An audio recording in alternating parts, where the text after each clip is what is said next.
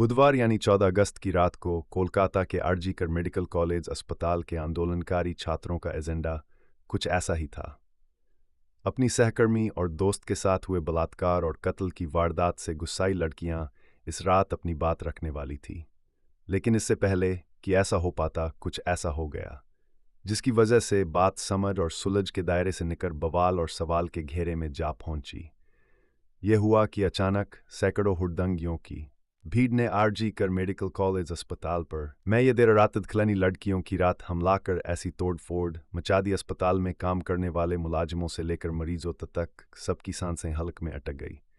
हालात इस कदर बेकाबू और बेलगाम दिखने लगे कि अस्पताल में तैनात पुलिस कर्मियों के लिए भी अपनी जान बचाने के लाले लगे, जिसे जिधर मौका मिला उधर ही भागकर भीड़ से बचने की कोशिश में लग गया। उपद्रवियों का हमला ही कुछ ऐसा कि अस्पताल के इमरजेंसी डिपार्टमेंट का ticket counter, hybrid critical care unit, medical store room समेत और भी कई अहम हिस्सों को हमलावरों ने चूर चूर कर डाला। भयानक तोड़फोड़ खिड़की दरवाजों से लेकर अलमारियों, बेड और फर्नीचर के साथ साथ सीलिंग फैन जमीन पर पड़े कराहते नजर आ रहे थे।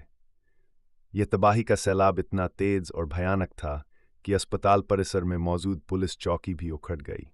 सवाल यही है कि कोलकाता के आरजी कर मेडिकल कॉलेज में ट्रेनी डॉक्टर की रेप के बाद हत्या का मामला क्या अब जंगल की आग बन चुका है, जिसकी आंच में पूरा देश तपता सा महसूस करने लगा। तो यही रहा कि इस घिनौने कांड को लेकर पूरे देश में लोग गुस्से से तमतमा रहे हैं, मगर इस कांड को लेकर हर गुजरते पल के साथ कुछ नया खुलासा सामने आ रहा है, जो पूरी घटना को और भी ज्यादा संजीदा और संगीन बना रहा है।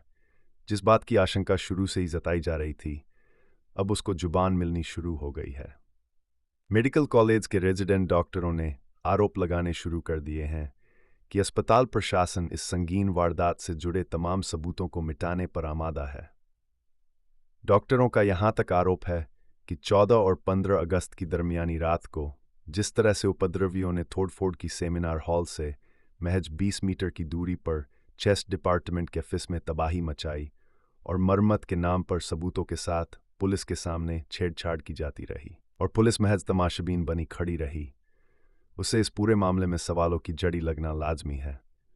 अब सवाल यह है कि आखिर इस तोड़फोड़ के पीछे हमलावरों की मंशा क्या थी? क्या वह आंदोलनकारी छात्रों को डराना और आंदोलन से हटाना चाहते थे, या फिर हमलावरों का असली इरादा सीन ऑफ क्राइम को नष्ट कर सारे सबूत मिटा देना था? कहीं ऐसा तो नहीं कि हमलावर अस्पताल प्रशासन और सिस्टम से नाराज होकर अपनी खींच मिटा रहे थे? जाहिर है अब पुलिस को आधी रात का सच जानने के लिए इन्हीं सवालों के जवाब ढूंढना है। अगर या तो यह हमलावर आंदोलनकारी छात्रों पर हमला कर उन्हें आंदोलन से पीछे हटने की मजबूर करना चाहते थे, तो फिर शक की सुई सत्ताधारी पार्टी तृणमूल कांग्रेस की तरफ ही घूमती है, क्योंकि यह आंदोलन फिलहाल तृणमूल के ही गले की फांस बना है। बंगाल विधानसभा में विपक्ष के नेता शुभेंदु अधिकारी ने भी कुछ ऐसे ही इल्जाम लगाए हैं। हालांकि तृणमूल के सांसद अभिषेक बनर्जी ने आंदोलनकारियों का समर्थन करते हुए अस्पताल में हमला करने वालों पर बगैर किसी भेदभाव के फौरन कानूनी कार्रवाई करने की मांग की है। ऐसे में देखा जाए तो हर कोई हमलावरों के खिलाफ नजर आ रहा है, लेकिन हमलावर हैं कौन, इसका जवाब फिलहाल किसी के पास नहीं। फिलहाल कोलकाता पुलिस ने इस सिलसिले में करीब 12 लोगों को गिरफ्तार किया है, पूछताछ कर रही है। इसी के साथ साथ सोशल मीडिया पर कोलकाता पुलिस ने हमलावरों की कुछ तस्वीरें फैलाने और उनके बारे में सुराग देने की अपील भी लोगों से की है।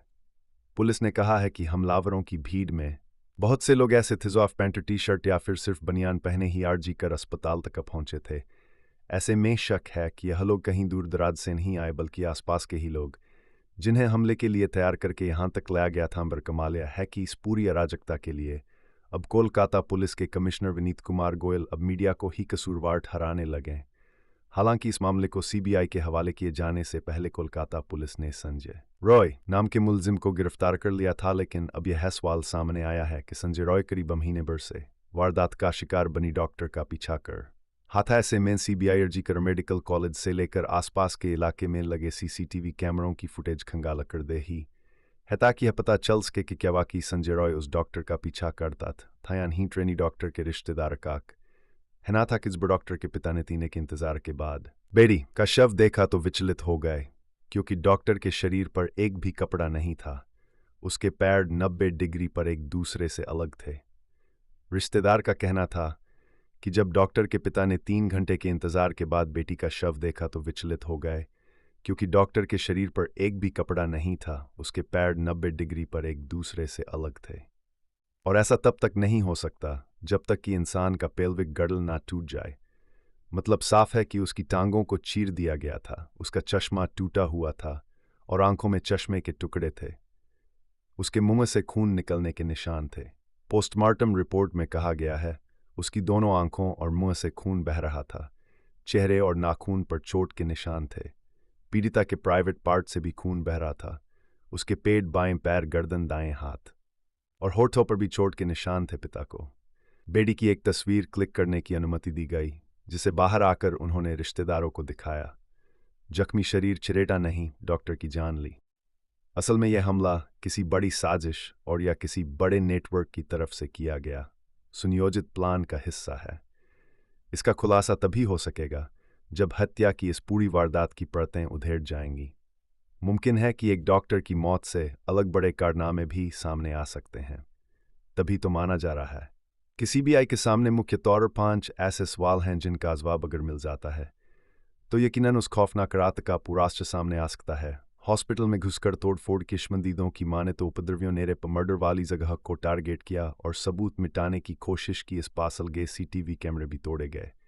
यह हमला किसी बड़ी साजिश और बड़े आपराधिक नेटवर्क की ओर इशारा कर रही है। हत्या की परतें उधेड़ जाएंगी। अलगतोए बड़े डॉक्टर की मौत से कारनामे भी सामने आ सकते हैं।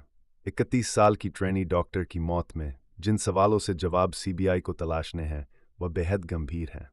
इसके बाद ही पता चलेगा कि डॉक्टर की हत्या में कितने लोग शामिल हैं। उसके साथ गैंग रेप और मर्डर किसी साजिश के तहत किया गया। क्या मेडिसिन विभाग में पीजी सेकंड ईयर की स्टूडेंट अस्पताल में हो रही किसी गड़बड़ी की राजदार थी, जिससे कई सफ़ेद पोश के चेहरे बेनकाब हो सकते थे। सीबीआई को सबसे पहले यह साफ करना होगा कि महिला ट्रेनी डॉक्टर के साथ रेप हुआ या गैंग रेप। पोस्टमार्टम रिपोर्ट में मिले साक्ष्य बताते हैं कि उसके प्राइवेट पार्ट से एक 100 बफिन बल्गन सीमन मिला था। एक्सपर्ट डॉक्टर मानते हैं कि इतने बड़ी मात्रा में सीमन एक आदमी का नहीं हो सकता, तो फिर गैंगरेप में कितने लोग शामिल थे जो पीड़िता के परिजन मौत की खबर सुनकर हॉस्पिटल पहुंचे। तो ट्रेनी डॉक्टर काश वो बेड पर पड़ा था, उसका एक पैर बेड की एक तरफ और दूसरा 90 डिग्री पर नग्न हालत पड़ा था। ऐसा भी हो सकता है कि जब दोनों पैरों को पकड़कर दो तरफ से खींचा जाए। इसका मतलब है कि इस हत्या में भी कई लोगों की संलिप्तता हो सकती है। अतिरिक्त लोग कौन है? क्राइम सीन से छेड़छाड़ की खबर भी आ रही है। कोलकाता पुलिस पर इस मामले में तथ्यों को छिपाने के आरोप लगे हैं। बुधवार रात भी उपद्रवी भीड़ ने क्राइम सीन को बिगाड़ने की कोशिश की। सीबीआई के लिए इसे सुलझाना आसान नहीं होगा।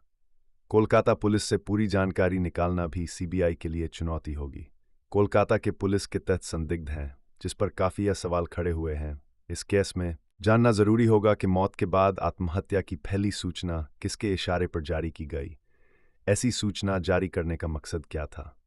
मीडिया रिपोर्ट के मुताबिक कि इस केस का आरोपी संजय रॉय की पहुंच अस्पताल के सभी डिपार्टमेंट तक थी, तो क्या उसे ड्यूटी रोस्टर की भी जानकारी थी? ट्रेनी डॉक्टर 36 घंटे तक लगातार ड्यूटी कर रही थी। ड्यूटी के बाद रात 2 बजे डिनर करने के बाद वह स्टाफ रूम में ऊपर गई। फिर वह सेमिनार हॉल में कैसे पहुंची? क्या उसे कोई ले गया आरोपी संजय के साथ? वह कैसे बची? इसका जवाब फिलहाल किसी के पास नहीं है। बाकी इस घटना की छानबीन अभी भी चल रही है।